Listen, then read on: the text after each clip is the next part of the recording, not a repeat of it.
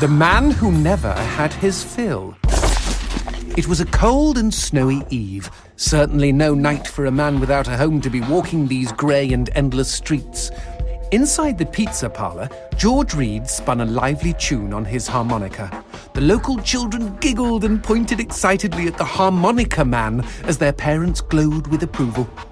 His reward would be all the pizza he could eat, 6 pies at least, and a warm bed in one of these folks' homes. He knew they were good for it.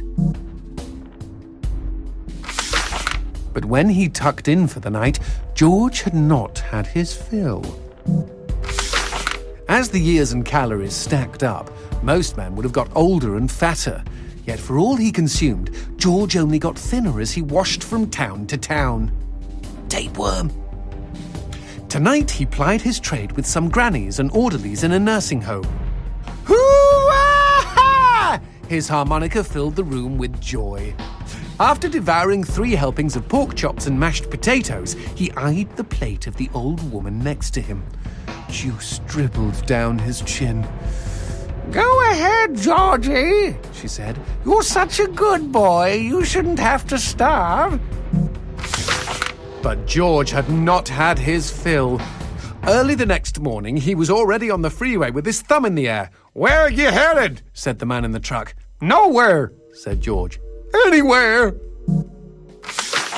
It was a new decade, and tonight George played to an all but empty bar in the city.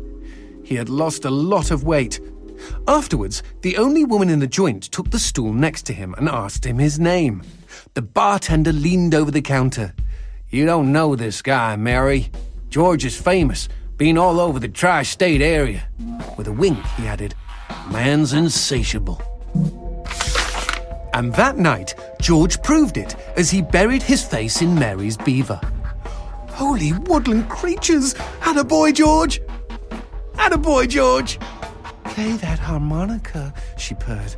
But even after 5 trips to heaven and back, he had not had his fill.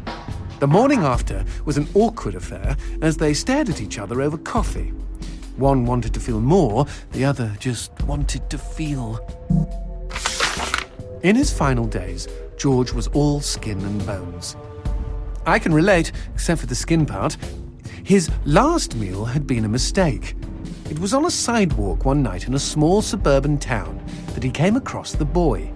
Hungrily, and with an agonized grimace, he opened his mouth to beg for help.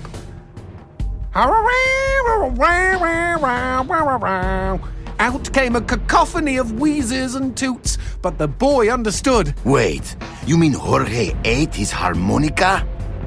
Once he was alone, George Reed looked at the candy bar he held in one hand and began to cry.